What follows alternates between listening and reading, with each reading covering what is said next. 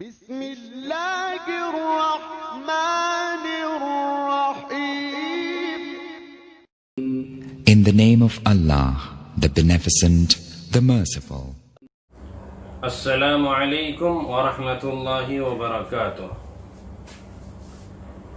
اعوذ باللہ من الشیطان الرجیم. بسم اللہ الرحمن الرحیم.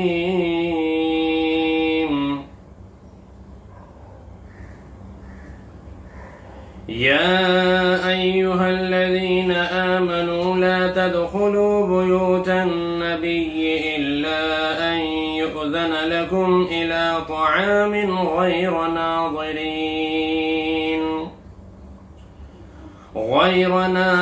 ناظرین اناہ ولكن اذا دعیتم فادخلوا فاذا طعمتم فانتشروا ولا مستأنسین لحدیث ان ذلكم كان يؤذي النبي فيستحيي منكم والله لا يستحيي من الحق وإذا سألتموهن متاعا فاسألوهن من وراء حجاب ذلكم أطهر لقلوبكم وقلوبهن وما كان لكم أن تؤذوا رسول الله ولا أن تنكحوا أزواجه من بعده أبدا إن ذلكم كان عند الله عظيما.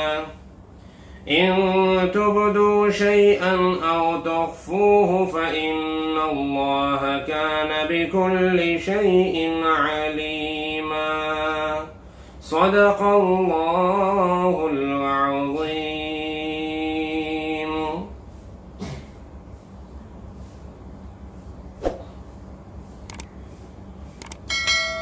سورہ احزاب کی آیت نمبر 53 ہے، جس میں اللہ تبارک و تعالی نے بہت ہی اہم آداب اپنے بندوں کو سکھائے ہیں.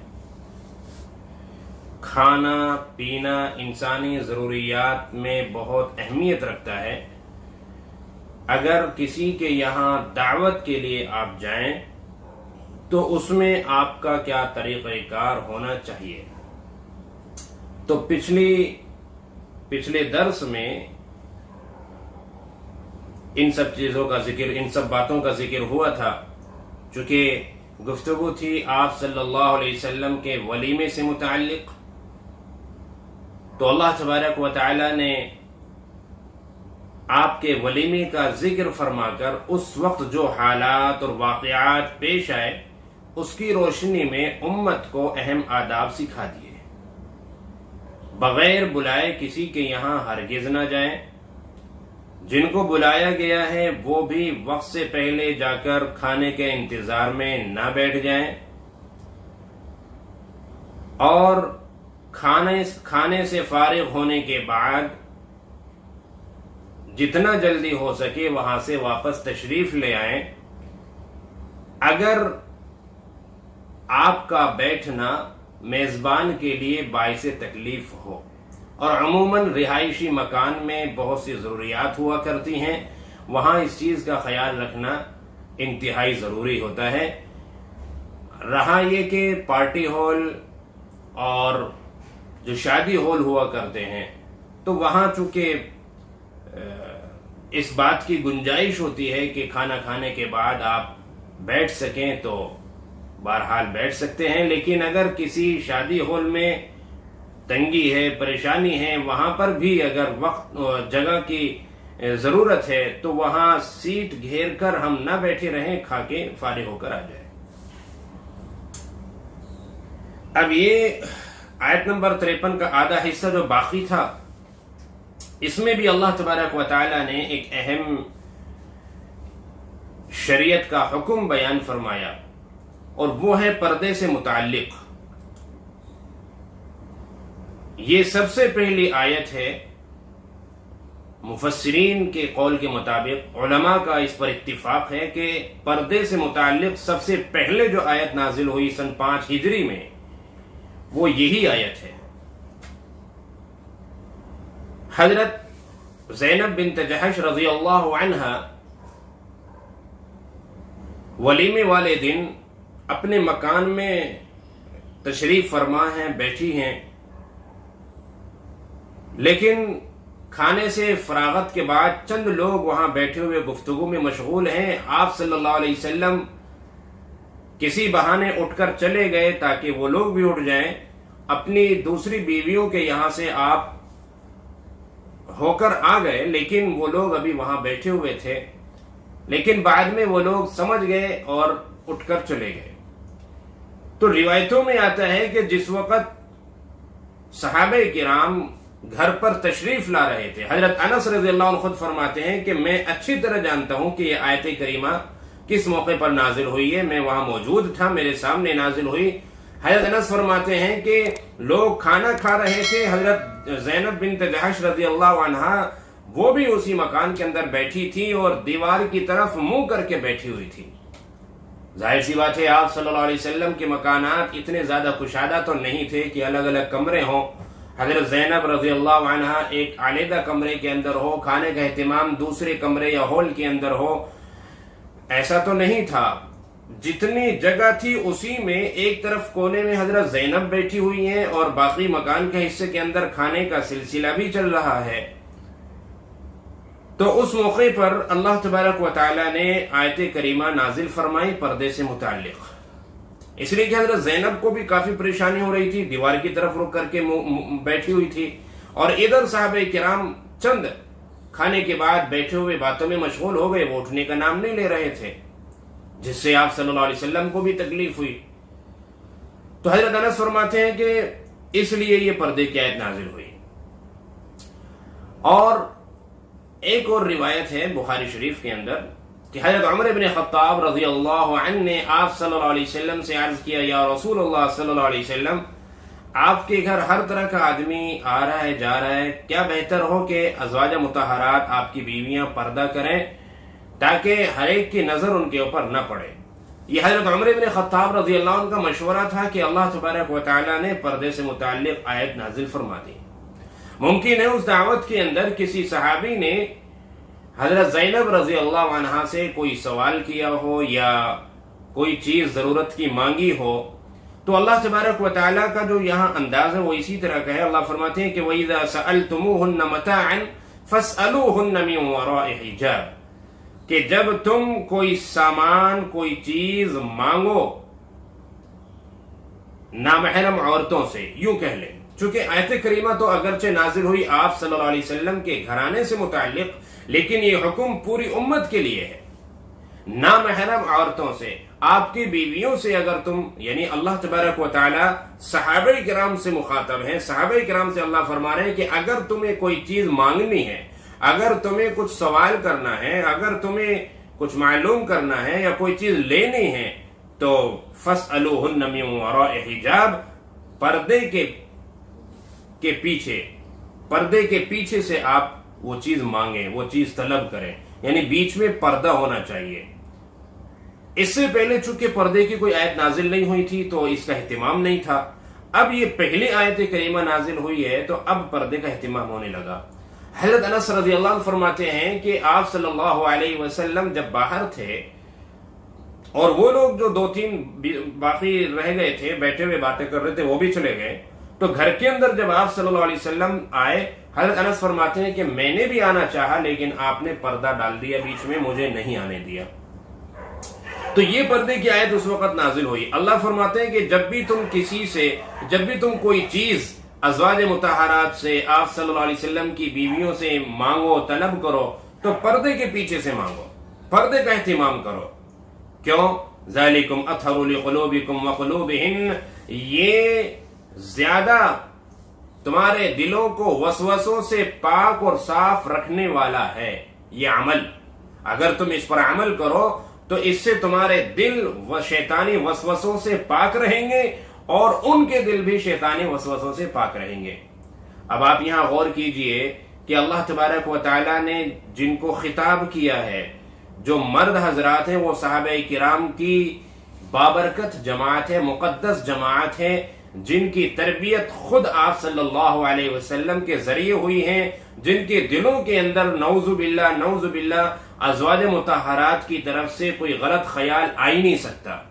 دوسری طرف جن کو پردہ کرنے کے لیے کہا جا رہا ہے، یہ اللہ کے نبی صلی اللہ علیہ وسلم کی ازواج ہیں، آپ کی بیویاں ہیں، جنہوں نے آخرت کو ترجیح دی دنیا پر۔ جب اللہ نے اختیار دیا کہ تم چاہو تو دنیا لے لو، چاہو تو اللہ اور اس کے رسول کو لے لو۔ اگر تم دنیا لینا چاہتی ہو تو اللہ کے رسول سے علیحدہ ہونا پڑے گا، اور اگر تم اللہ کے رسول کو چاہتی ہو تو دنیا جتنی ملے اسی پہ صبر کرنا پڑے گا۔ تو یہ وہ بیویاں ہیں آپ کی، وہ ازواج ہیں جنہوں نے دنیا کو ترجیح نہیں دی، دنیا کو پسند نہیں کیا، آخرت کو ترجیح دی، اور آپ صلی اللہ علیہ وسلم کے نکاح میں رہنے کو پسند کیا۔ تو نعوذ باللہ، کیا ایسا ہو سکتا ہے کہ ازواج مطہرات کے دلوں میں کوئی غلط خیال آئے؟ کبھی نہیں ہو سکتا۔ اب آپ انداز لگائیے، اس کے باوجود اللہ یہ فرما رہے کہ تمہارے دلوں کو شیطانی وسوسے سے پاک و صاف رکھنے کے لیے یہ بات زیادہ بہتر ہے۔ تمہارے دل پاک و صاف رہیں گے، ان کے دل بھی پاک و صاف رہیں گے۔ آج کوئی ہے جو یہ دعویٰ کر سکتا ہے کہ میں صحابہ کرام سے زیادہ صاف دل کا شخص ہوں، صحابہ کرام سے زیادہ تقوی والا ہوں؟ یا کوئی کہہ سکتا ہے اپنی خاتون کے بارے میں، یا کوئی خاتون کہہ سکتی ہے کہ میں زیادہ پاکیزہ ہوں ازواج مطہرات سے؟ نہیں کہہ سکتے۔ لیکن اس کے باوجود پردے کا حکم اللہ سب سے پہلے جو دے رہے ہیں وہ کن کو دے رہے ہیں؟ ازواج مطہرات کو دے رہے ہیں، صحابہ کرام کو دے رہے ہیں۔ اس لیے آج اگر پردہ کرایا جاتا ہے یا پردہ کرنے کے لیے کہا جاتا ہے، کہ جب خواتین سے کہا جاتا ہے کہ وہ پردہ کرے، اپنے چچازاد بھائیوں سے پردہ کرے، پھوپھیزاد بھائیوں سے پردہ کرے، ماموزاد بھائیوں سے پردہ کرے، جو غیر محرم ہے جتنے ان سے پردہ کریں، تو کسی کو بھی اعتراض نہیں کرنا چاہیے، اور یہ نہیں سوچنا چاہیے کہ خود کیا ہم اتنے زیادہ نالائق ہو گئے، یا کیا ہمارے اندر اتنے زیادہ ہماری نظر اتنی غلط ہو گئی، ہمارے دلوں کے اندر اتنے کیا غلط خیالات آتے ہیں کہ ہمیں پردے کے لیے کہا جا رہا ہے۔ اس طرح کے اعتراضات کسی کو بھی نہیں کرنے چاہیے، اس لیے کہ ہر ایک کو یہ اعتراض کرنے سے پہلے سوچ لینا چاہیے کہ مرد آج کے صحابہ سے زیادہ پاکیزہ نہیں تھے، اور آج کی عورت آپ کی بیویوں سے زیادہ پاکیزہ نہیں تھی۔ جب اللہ نے انہیں پردے کا حکم دیا ہے تو پھر ہمیں پردہ بدرجہ اولا کرنا چاہیے۔ وَمَا كَانَ لَكُمْ أَن تُؤْذُوا رَسُولَ اللَّهِ، تمہیں اس بات کا حق نہیں، اس بات کی اجازت نہیں کہ تم اللہ کے رسول صلی اللہ علیہ وسلم کو تکلیف دو، چونکہ پوری صورت کے اندر اس بات کا اہتمام کیا گیا ہے کہ امت کو یہ ہر طرح سے سمجھا دیا جائے کہ تمہارا کوئی بھی قول، تمہارا کوئی فعل کسی بھی طرح سے آپ صلی اللہ علیہ وسلم کی تکلیف کا باعث نہ بنے۔ کفار و مشرکین، منافقین جو چاہے کہتے پھریں، وہ اس کو بھگتیں گے، لیکن جو اللہ اور اس کے رسول صلی اللہ علیہ وسلم پر ایمان لا چکے ہیں تو نعوذ باللہ ان کی زبان سے، ان کے ہاتھ پیروں سے کوئی کام ایسا نہ ہو جائے جو اللہ کے نبی صلی اللہ علیہ وسلم کی تکلیف کا باعث بنے۔ ایک صحابی، انہوں نے اپنا ایک ارادہ ظاہر کیا۔ دراصل وہ آپ صلی اللہ علیہ وسلم کی بیویوں میں سے کسی سے باتیں کر رہے تھے، آپ نے ان سے کہا کہ بھائی آپ یہاں سے جائیں۔ وہ کہنے لگے کہ یہ تو میری چچازاد بہن ہے۔ آپ نے کہا پھر بھی آپ جائیں یہاں سے۔ تو وہ کہنے لگا کہ بتائیے، عجیب بات ہے کہ ہماری چچازاد بہنوں سے آپ نکاح کر رہے ہیں اور ہمیں بات بھی نہیں کرنے دے رہے۔ چنانچہ اگر کوئی واقعہ ایسا پیش آ گیا، یعنی آپ کا انتقال ہو گیا یا آپ نے طلاق دے دی، تو میں نکاح کروں گا۔ ایک روایت میں آتا ہے کہ ایک صاحب نے یہ خواہش ظاہر کی کہ آپ صلی اللہ علیہ وسلم کے انتقال کے بعد میں حضرت عائشہ سے نکاح کروں گا۔ ایک صحابی ایسے تھے، انہوں نے یہ خواہش ظاہر کی کہ جب آپ صلی اللہ علیہ وسلم کا انتقال ہو جائے گا، نعوذ باللہ آپ کی وفات ہو جائے گی، تو پھر میں نکاح کروں گا ان سے۔ انہوں نے یہ خواہش ظاہر کی تو اللہ تبارک و تعالیٰ نے فرمایا کہ ما کان لکم ان تؤذوا رسول اللہ، تمہارے لیے جائز نہیں ہے کہ تم اللہ کے رسول صلی اللہ علیہ وسلم کو تکلیف پہنچاؤ۔ وَلَا أَن تَنْكِحُوا أَزْوَاجَهُ مِن بَعْدِهِ أَبَدًا، اور تمہارے لیے یہ بھی جائز نہیں ہے کہ تم ان کے بعد کبھی بھی آپ کی ازواج سے، آپ کی کسی بیوی سے تم نکاح کرو، یہ تمہارے لیے جائز نہیں، حرام کر دیا گیا۔ یعنی اس آیت کریمہ میں اللہ تبارک و تعالیٰ نے ازواج مطہرات کا کسی اور سے نکاح بالکل حرام کر دیا کہ ازواج مطہرات میں سے کسی کا بھی نکاح آپ کی وفات کے بعد کسی بھی امتی سے نہیں ہو سکتا۔ اس کی ایک وجہ تو یہ ہے کہ آپ کی ازواج پوری امت کی مائیں ہیں، امہات المومنین ہیں، روحانی مائیں ہیں، تو لہذا ان سے نکاح جائز نہیں۔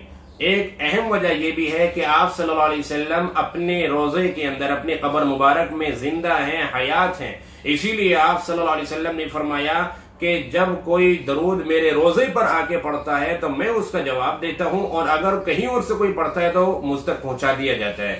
تو آپ جب زندہ ہیں، حیات ہیں، تو آپ کی جو ازواج ہیں وہ بیوہ ہو ہی نہیں، تو لہذا نکاح کسی بھی امتی سے جائز ہی نہیں۔ تیسری بات یہ ہے کہ شرعی قاعدے کے مطابق جو آخری شوہر ہوتا ہے جنت میں، وہ عورت اسی شوہر کو ملے گی۔ تو اللہ تبارک و تعالیٰ نے ازواج مطہرات جنہوں نے دنیا میں آپ کے نکاح میں رہنا پسند کیا، دنیا کو ٹھوکر مار دی، اللہ پاک آخرت میں جنت میں بھی آپ ہی کے ساتھ ان کو رکھنا چاہتے ہیں، اس لیے امتی سے نکاح کو ناجائز قرار دے دیا۔ تو اللہ نے فرمایا کہ کسی کے لیے تم میں سے جائز نہیں ہے کہ تم آپ صلی اللہ علیہ وسلم کے بعد نکاح کرو آپ کی ازواج میں سے کسی کے ساتھ بھی۔ ان ذالکم کان عند اللہ عظیما، اللہ کے نزدیک یہ بہت بڑا گناہ ہے، کبھی اس کا ارادہ اور خیال بھی نہیں گزرنا چاہیے دل و دماغ میں۔ ان تبدو شیئا او تخفو، اگر تم کوئی بات چھپاؤ گے یا ظاہر کرو گے، یعنی جیسے کہ ان صحابی نے یہ ظاہر کی تھی بات کہ میں نکاح کروں گا حضرت عائشہ سے آپ کی وفات کی بات، اگرچہ وہ بعد میں بہت شرمندہ بھی ہوئے اور انہوں نے بڑی سچی توبہ بھی کی، تو اللہ فرماتے ہیں کہ تم کوئی بات ظاہر کرو گے یا دل کے اندر پوشیدہ بھی رکھو گے تو ان اللہ کان بکل شیء علیما، اللہ تمام باتوں کو اچھی طرح سے جانتا ہے، تم اللہ سے کوئی بات چھپا نہیں سکتے، لہذا کوئی بھی غلط وسوسہ تمہارے اندر نہیں آنا چاہیے، اس سے تمہیں اپنے آپ کو بچانا ہے۔ اللہ کے نبی صلی اللہ علیہ وسلم کی تکلیف کا سبب ہرگز نہیں بننا ہے۔ اللہ تبارک و تعالی ہمیں صحیح سمجھ عطا فرمائے اور ہر ہمارا قول اور فعل ایسا ہو کہ آپ صلی اللہ علیہ وسلم کو تکلیف نہیں بلکہ آپ کی راحت کا باعث ہو۔ اللہ پاک ہمیں عمل کی توفیق عطا فرمائے۔ السلام علیکم